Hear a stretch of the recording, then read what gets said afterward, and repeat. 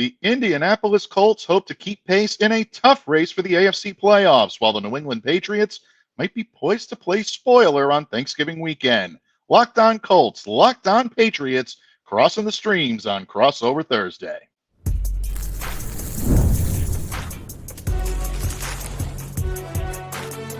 You are Locked On NFL Crossover, part of the Locked On Podcast Network. Your team every day. Colts fans and Patriots fans, thank you for joining us here on this Week 13 crossover episode of Locked On Colts and Locked On Patriots. Jake Arthur representing Locked On Colts. I'm Mike Debate hosting Locked On Patriots. Jake, I've been telling my listeners all week long that even though the personnel changes on both sides, if you squint and you really look close enough, you can still see number 18 and number 12 going at it. But obviously, Indy in a much better spot to make this season a success than New England. But there's still a lot of memorable matchups here, both regular season, postseason. Who knows, folks? Could we be on the verge of another classic? Jake and I are going to hope to pique your curiosity on that very subject today. But bottom line, my friend, thank you so much for joining me here today. Always an honor to cross the streams with you, bud. Of course, good to be here, even though the teams may not be so hot. You know, bad teams can really put on a show sometimes. You really never know how it's going to go. So maybe the Colts and Browns put together almost 70 points in a game last year. So let's get weird with it. That's true. Absolutely, folks. Always be ready for a good one. And anytime Thanksgiving weekend is factored in, you want to up that ante a little bit. Prior to recording today, Jake and I were talking about how this has a Thanksgiving game type feel. It's an old rivalry. You see a lot of old friends. A lot of nostalgia is kicked up by this. Jake, let's start there because the Indianapolis Colts, obviously, is the visiting team coming in, enter this matchup 5-7. They're still very much in the hunt for a spot in the AFC playoffs, sitting at the number 9 seed as we speak. That's been an up and down season for Indy, but there is still a lot of talent in all three phases of the game when it comes to your Indianapolis Colts. From a Colts standpoint, what would you say is the marquee storyline heading into this weekend's matchup against New England? Yeah, this offense, it's week 13 and you're still searching for an identity on offense, which is probably not great. Obviously, there's been the quarterback switches, but in the 2 games since Anthony Richardson has been back in the lineup, he's played a lot cleaner, a lot better football. Obviously, the stats don't really show that from last week, 11-28. Statistically looks a lot like that 10-32 game against Houston several weeks back that ultimately got him benched, but just not the same whatsoever. A lot of drops in that game. The offensive line starting 3 rookies because how banged up they are. Just drops, miscommunications with pass catchers, no run game. Richardson basically just, he's playing a little cleaner. His mechanics and footwork are better, but just it's hard to get anything going and establish any rhythm when everything around you is just kind of faltering. So this week, hopefully the Colts can establish the run. They're kind of hell-bent on wanting to get that established, but Shane Steichen will kind of pull the ripcord at what seems to be the first sign of trouble in the run game. So he will not be afraid if Jonathan Taylor and Anthony Richardson are only, trudging out 3-4 yards per run through the first quarter. I would expect to see more passes come through. But that's really what they want to do. They want to establish the run in this one. I think reading between the lines, there's probably going to be a new starter at right guard. They've been starting a rookie undrafted free agent, Dalton Tucker, for the majority of the year because Will Fries, who's playing really good football, broke his lower leg and had to miss the rest of the season. But, Tucker was performing as he should as a rookie undrafted free agent. But eventually that just became too much to deal with. And like I mentioned, we were starting 3 rookies on the offensive line. It's just a lot. So I think they're probably going to put a new starter in there. Shane Steichen has been non-committal on it. He's basically said, we're looking at some things. And anyone who's, paid attention to the quarterback situation knows if he uses any wishy-washy language like that, it means a change is probably coming. So let's establish an identity on offense, whatever it is. If there's a lot of man coverage being played in this one, you might see more shots over the top. It looks like in the run game, though, New England might be the get right game for this one because it looks like 159.4 yards per game allowed on the ground between weeks 3 to 9. Now, statistically, it's looked better. I mean, you can obviously tell me the story of how that's actually been. But for the Colts, I think they definitely want to get back to being a run-centric offense, which will then hopefully breed some big shots and play action opportunities in the passing game for Richardson. But guys other than him and like Michael Pittman Jr. and Josh Downs, who is probably more on the side of doubtful this week, more guys than that have got to show up to play. Very good point. And actually, it did lead me into a point about Shane Steichen, because one of the things that I really admire about him as a coach, Jake, is his ability to attack what the other team does well. He'll go for your strengths, and he is not afraid to mix things up. He's a gifted play caller. This team has had difficulty in stopping the run, meaning the New England Patriots. Now, that may get a little bit better because recently the Pats have welcomed back Christian Barmore, who had been on the shelf for the entire season. A lot of question as to whether or not he was even going to be able to suit up with blood clots, but he's back in the lineup, and you're starting to see the elements of him being able to assist Devon Godchaux up front and be a little bit more of a complementary piece when it comes to the Patriots stopping the run. The middle part of that defense also compromised by the loss of Juwan Bentley. So what type of wrinkle do you think Shane might throw the New England Patriots defense if they do try to sell out to keep Jonathan Taylor in really hurting them on a lot of these big runs, which we know he's capable of doing? Just in the history between these two teams in the last couple of years, Taylor has had some monster games against the Patriots.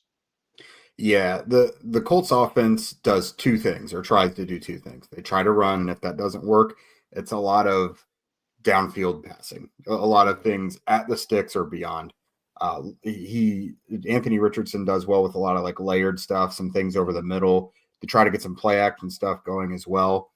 I think I'm very interested to see how this one's going to go, because Josh Downs, just today, Shane Steichen said, now Josh suffered a shoulder injury last week against the Lions. He was able to come back in, but is now considered week to week. And Shane today said he's not going to rule Downs out yet, but it'll be pretty tough for him to play, especially with the Colts having the bye week next week, which was the same situation last year, though, in Germany. Josh Downs didn't practice at all in that game, that week leading into the Germany game with the Patriots, but still played right before the bye week. So we'll see. Different injury, obviously.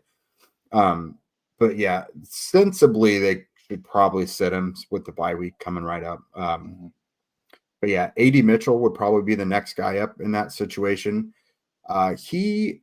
They have been using him more as like an X receiver that does a little bit of everything. He does a lot of short, intermediate, and long range things. So that's a guy they like to move around and do a lot of different things with, because he does have explosive potential, but the consistency's just not been there. Like, still searching for chemistry with the quarterbacks. But yeah, if the run gets shut down, I would imagine they try to see what they could do up the middle. If that's shut down, they could try and test the edges in the run game, not necessarily with stretch plays, but with more RPO type stuff, because they will try to go inside and out. They try to attack the interior most often, and they've been very unsuccessful doing so. And with Christian Barmore back, that might be a fool's errand. But yeah, like I mentioned earlier, they will pull the ripcord on the run game if it's not working, and it'll just be a bunch of downfield passing. Very good point, and something that I do think New England Patriots fans, and especially the Patriots coaching staff, will need to take note of.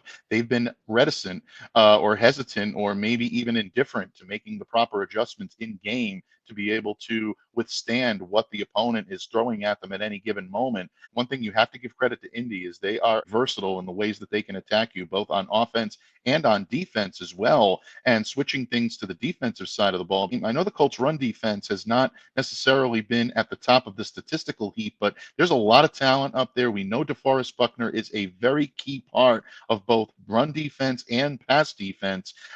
This team is also noted to really put pressure on quarterbacks, and they like to put pressure on quarterbacks. It's been one of the Achilles heels for New England. They simply cannot find a way to protect Drake Maye. That offensive line for New England has struggled mightily in that department. Where do you see the strengths of this Colts defense being able to stifle a New England offense hoping to bounce back from a poor performance just a week ago?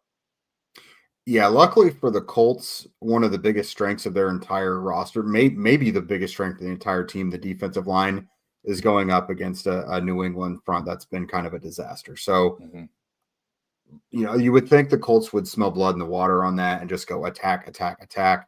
I mean, New England's line, I looked at it before coming on here. I don't recognize the names on that list. I think I've maybe heard of one or two guys. A lot of young guys, obviously, but they play like their name recognition kind of puts out. But no, since DeForest Buckner returned a handful of weeks ago, they've turned it up to a whole new level. The pass rush is back on the inside and out. Latu is really starting to turn it on. He's had back-to-back weeks with a sack. Got a strip sack last week. The Colts got Tyquan Lewis back last week from IR. So this is probably the healthiest the Colts defensive line has been this season. We'll see what guys are considered on the injured list this week. But as far as the Colts' most notable injuries go right now, none of them are on the defensive line.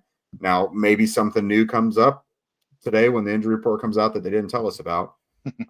But so far, the defensive line is really healthy, and it's probably the best part of the whole roster. So I think that really bodes well for them to have some success in this matchup. Jake, I think you've given Patriots fans an excellent table to be set for Thanksgiving Day here on this crossover episode. You got a lot of appetizers for this weekend's matchup and what to keep a sharp eye on when it comes to the Indianapolis Colts and what they can do well against the New England Patriots. But in just a moment, Jake Arthur and I are going to flip the script, and Jake is going to put me on the hot seat. He's going to grill me on items that he hopes Colts fans will want to know. There's been getting a clearer picture of the 3-9 New England Patriots. All this and more when this crossover Thursday episode of Locked On Patriots and Locked On Colts continues, a proud part of the Locked On Podcast Network, your team every day. Locked On listeners, today's show is sponsored by our good friends over at FanDuel. Get ready to tackle the NFL action with FanDuel, America's #1 sportsbook. Because right now, new customers can bet $5 and get $150 in bonus bets if you win. The FanDuel Sportsbook app gives you everything you need to place live bets on the NFL all in one place. So when you get a hunch in the middle of the game, you can check out the latest stats, view live play-by-play, and so much more on the same page where you place your bets. Just visit FanDuel.com to join today. You'll get started with $150 in bonus bets if you win your first $5 bet. Don't delay, do it today. FanDuel.com. That's FanDuel.com. Never waste a hunch and make every moment more with FanDuel, an official sportsbook partner of the NFL. Patriots fans and Colts fans, thank you for joining us here today. Happy Thanksgiving to all of you that are viewing this crossover Thursday episode on the Locked On Podcast Network. Jake Arthur, host of Locked On Colts, Mike Debate, host of Locked On Patriots, as we get you ready for kickoff at 1 p.m. on Sunday, Gillette Stadium, Foxborough, Massachusetts, Patriots and Colts, renewing the rivalry in New England. And Jake, now it's really time to cross the streams, my friend, because I'm going to hand the keys over to you. I'm going to let you put me on the hot seat. What are Colts fans eager to learn more about when it comes to the 2024 New England Patriots? Yes, obviously when I look at the Patriots, especially the offensive side of the ball, this is something I actually asked Zaire Franklin today. So obviously the offensive line is not going well. It's kind of making you maybe get a look at some of Drake Maye's strengths and ad-lib abilities that maybe you don't always want to see because it means he's running for his life. But we see a lot of it with Anthony Richardson as well. So what difference has that made? Obviously, Jacoby Brissett is a lot more stationary of a player. But when you have an offensive line that's that leaky, but now you switch to a guy like Drake Maye who can make plays and is very creative, what difference has that made? Like, is the leaky offensive line in pass pro as big of a deal? Like, what's Drake's efficiency like when he's out there moving on his own? Yeah, I think you hit it right on the head, Jake. It's the big playability that the Patriots have now under Drake Maye that they didn't necessarily have with Jacoby Brissett. Look, I've covered Jacoby since he was a rookie here coming in under Jimmy Garoppolo and Tom Brady. So Jacoby's gone a whole long way. From his time in Indianapolis and his time throughout the league, he's a journeyman quarterback. He's someone that will give you 110% every time he takes the ball. He knows a lot about the game. There's nothing you're going to confuse him about. But you're right, he is more of a stationary quarterback, and that does have limitations when your offensive line is not only yielding a lot of pressure, when it comes to opposing defenses, but they're also hurting themselves with a lot of pre-snap penalties. The Patriots had 10 penalties accepted against them last Sunday against the Dolphins. That's unsustainable. You're not going to be able to build an offensive line with those types of problems that you're having before the snap even occurs. So what Drake is able to do is use his feet, use his acumen to be able to roll out, get out of the pocket, make things happen where if Jacoby was in a similar situation, he probably would simply just take the sack or throw the ball away and you're not advancing the ball. With Drake, you have that opportunity to make the play down the field. He can make things happen either with his legs or with an explosive pass down the field. And that can invigorate a team looking to try to find an identity. The problem with that is he's been under pressure more than you want a rookie quarterback under pressure. And that can lead to decision-making problems. It can lead to second guessing. It can also lead to a quarterback getting hurt. And a couple of weeks ago, Drake spent some time in concussion protocol. He didn't miss a game because of it, but that's always a concern when you're looking at a young quarterback. You don't want to get him injured early on. So there is a fine line that needs to be walked at this point. The Colts come in here as a team that does show a lot of prowess in being able to get after the quarterback. You mentioned, that you talked to Zaire earlier this week. We mentioned DeForest Buckner in the previous segment, a name that I know you've been waiting for me to drop because we always do when we cross the streams here, is my old classmate at Bishop Hendricken High School, and that is Kwity Paye, who leads the team with 5.5 sacks. So these guys can get after the quarterback. You need someone like Drake Maye to be able to mitigate that porous offensive line up front. He does a much better job and gives them a much better chance to win. But at the same time, there's always that concern because the offensive line has been that bad. Yeah, that's always tough to see. And I mean, you want to give your rookies obviously every little ounce of room to grow that they can. But some guys really flourish in that situation. Caleb Williams is a guy who once they kind of let him start to get a little more creative with it again, turn it on a little bit. So maybe the same with Drake Maye. As far as kind of skill position guys go, Ramondre Stevenson obviously is someone who the Colts have to be cognizant of. But Stevenson, I'm assuming is still, a decent threat to any team. But what about in the passing game? Like Hunter Henry, I'm a big Kendrick Bourne guy. Like, who are the big couple guys in the passing game that the Colts really need to keep an eye out for? Well, Hunter Henry is absolutely public enemy number one if you're a Colts fan. Hunter is not only a weapon in the red zone, but he is also someone that can make things happen in the open field. Hunter is a much better route runner than he gets credit for at the tight end position.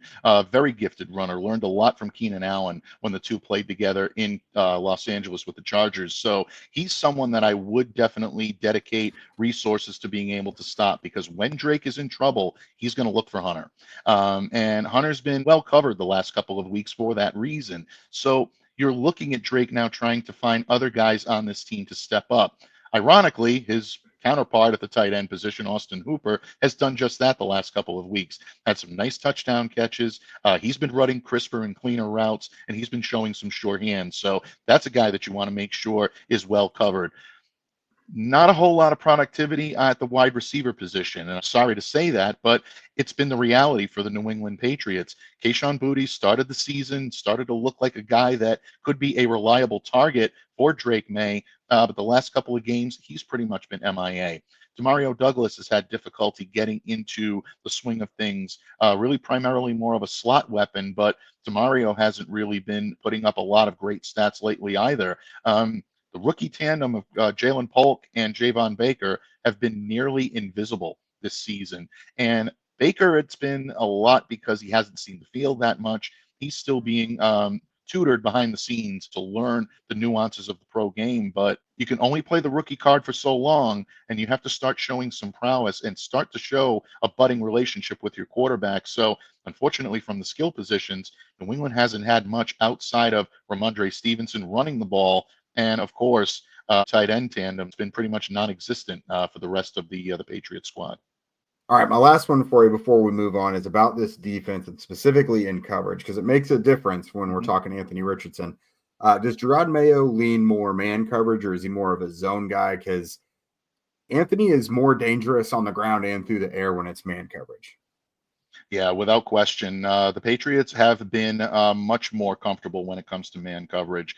They've played man coverage regularly. When they do switch to zone, this team has had problems. And that is, I believe, going to be a problematic situation for the Pats this weekend. Because, like you said, Anthony Richardson is someone that is versatile enough to be able to adjust his game to where your opponent is weak. And I think that could be a problem for the Patriots. Look, Christian Gonzalez has proven to be a very good lockdown corner, and he's someone that can lock down his opponent. But get to the other side of the perimeter and you get to the slot, Patriots corners have struggled, whether it be Jonathan Jones or Marcus Jones in the slot. They had a very tough game against Miami last weekend, similarly built to Indy, where you have a lot of pass catching weapons and guys that can hurt you in various ways. Deep in the secondary in the safety position, Kyle Duggar has really struggled without the presence of Jabril Peppers. He's been injured, so a lot of the injury concerns that he's had have really affected his game.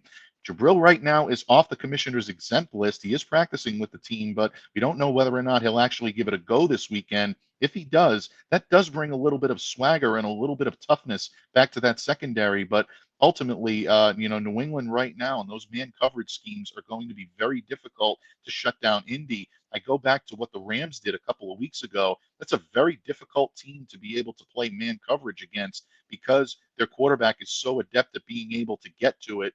I think Indy presents a lot of the same problems. And unfortunately, New England didn't show me much against the Rams to lead me to believe that they're anywhere more equipped to handle a team that can really slice up their man cover defense. Well, it sounds like these are two teams just really exceeding expectations. What do you say we get to it in a minute and see what we think is going to happen? Absolutely, folks. Keys to victory coming up next here on the Locked On Podcast Network when Crossover Thursday continues. Locked On Patriots, Locked On Colts on Thanksgiving Day. Locked On listeners, we've all been there. You want tickets to the big game on the gridiron, or maybe you want to check out some action on the hardwood or even on the ice, or simply want to be there when your favorite music or comedy act comes to town. Well, Game Time is your best destination to help you make your memories. Game Time is the fastest and easiest method I've ever used to buy tickets, and it's not even close. And here's something I know you all are going to love. Game Time has a new feature called Game Time Picks. That makes getting tickets for your favorite live events even easier. Game Time Picks filters out the fluff to show you only incredible deals on great seats so you don't have to waste time searching through thousands of tickets. I especially love their zone deals where you pick the section, Game Time picks the seats for big savings. So don't delay, do it today. Take the guesswork out of buying tickets with Game Time. Download the Game Time app, create an account, and use the code LOCKEDONNFL for $20 off your first purchase. Terms apply. So again, create an account and redeem the code LOCKEDONNFL. That's LOCKEDON NFL for $20 off. Download Game Time today. What time is it? Game Time. Patriots fans and Colts fans, once again, we are crossing the streams here on Crossover Thanksgiving Thursday here on the Locked On Podcast Network. Mike Debate of Locked On Patriots, Jake Arthur, one half of the hosting tandem of Locked On Colts. And Jake, as the late, great Gorilla Monsoon would say if this were WrestleMania, the time for the talk is just about over, my friend. If the Colts are to come into New England and earn the victory, defeat the Patriots, remain in the playoff race, what would you say are Indy's keys to victory? Yeah, so last week against, for my money, the best team in the league, the Lions, the Colts did an awesome job of beating themselves. Not to say that they could have beat the Lions, but they could have made it a lot more interesting than it wound up being. I'll tell you a scary story real quick in several parts. All right, so I mentioned the blocking was bad. There was problems with discipline and everything. The offense last week only had 2 players with a pass blocking grade considered above average. Everyone else, awful. Run blocking was worse. They only had 1 guy with really a passable grade in run blocking. This according to PFF. In terms of receiving, I mentioned, they'd been dropping the ball. There was miscommunications and everything. They had 3 guys, Kylan Granson, Ashton Dulin, and Drew Ogletree, all with grades below 50. Essentially last week, if you weren't Michael Pittman Jr. or Josh Downs, you weren't contributing. It was ugly there. And then you mentioned the Patriots had 10 penalties last week. So did the Colts, 8 of them on offense. a lot of pre-snap stuff as well. Really uncharacteristic, like Quentin Nelson, for example, not been having a good time. And then defensively, missed tackles were a big problem. They had 15 of them, which led to 175 yards after the catch for Detroit and 110 yards rushing after contact.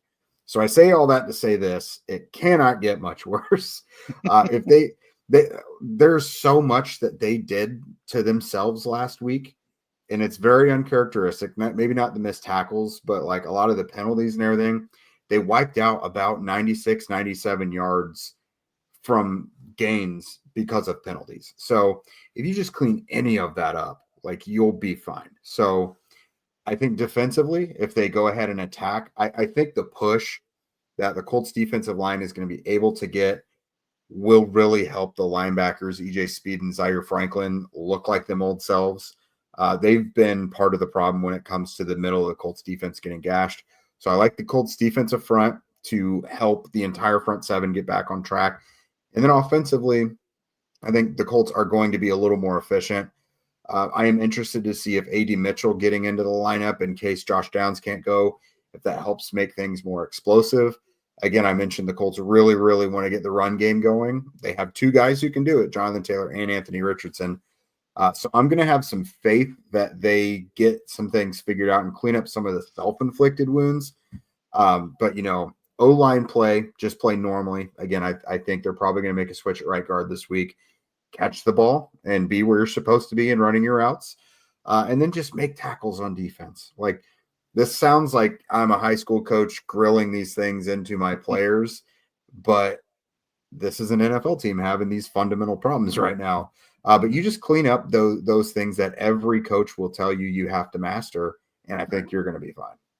Yeah, it's funny. I feel the same way.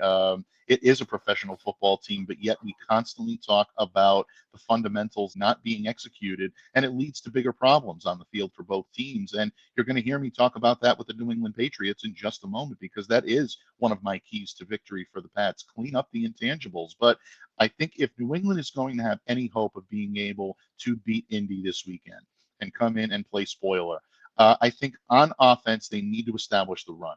And I think a lot of people will look at this team and say, well, with Drake Maye, you really need to air the ball out and the run needs to be more complementary. But when an Alex Van Pelt offense is working at its best, that running game, that outside zone running game is facilitating everything you're doing in the play action game. It's allowing Drake to take shots down the field. It's giving him the room to be able to go off script and make plays when things go awry. And it's also giving him the opportunity to use the intermediate areas of the field to hit for short yardage gains. If the Patriots are working on all cylinders, that running game is working. So that's going to be key one for the Pats. Establish the run early. Try to put Indy on its heels. If they can do that, they have a chance to keep this game close, and I think it'll be manageable. The second key for the Pats, and we talked a little bit about this in the previous segment, is trying to control the line of scrimmage on both sides of the ball. I mentioned that the Patriots are most comfortable in man coverage schemes, and I expressed a little bit of concern as to whether or not the Patriots would even be able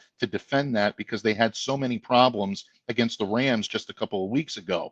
I understand that Indy doesn't put as much motion into their offense as the Rams do, but they have an army of great blocking receivers, and for a play caller as gifted as Shane Steichen, who's someone who will adapt to what his opponent does not do well and try to use it against them, I worry about the New England Patriots' ability to play through that, because I think that's going to be very difficult for the Pats to adjust. They haven't shown an ability to do it yet. Coaching staff is going to have to be much more alert and aware of what their opponents are doing to give them a puncher's chance. And finally, Jake, I end with cleaning up the intangibles. New England Patriots are too futile on third down. They only converted 3 of 14 attempts last week.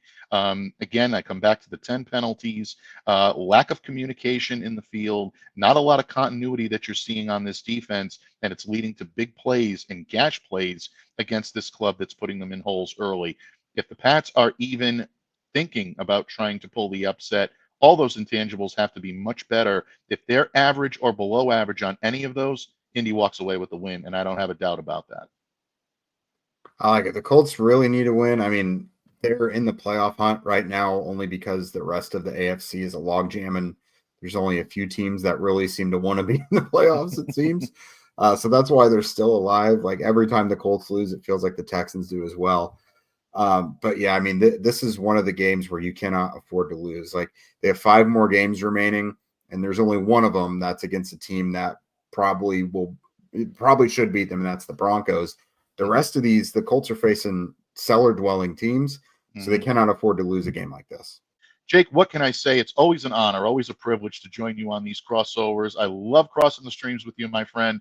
Who knows? Maybe sometime down the line, we'll be crossing the streams again in the postseason, and we can bring what is, in my opinion, one of the NFL's great rivalries back into prominence. But bottom line, folks, we will still enjoy this game coming up this weekend. 1 p.m. kickoff from Gillette Stadium in Foxborough, Massachusetts, the Indianapolis Colts and the New England Patriots.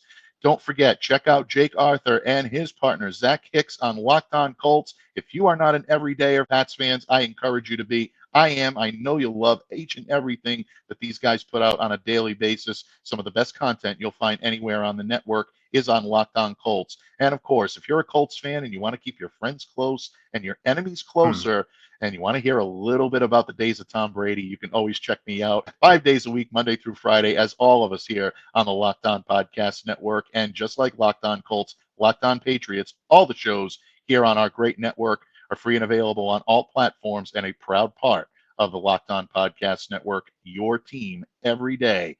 On behalf of Jake Arthur of Locked On Colts, I'm Mike Debate, wishing all of you to stay safe, stay well, be the change you wish to see in the world. Once again, a sincere happy Thanksgiving to all of you and your families out there, and we'll see you back here again next time on Locked On Patriots and Locked On Colts on the Locked On Podcast Network.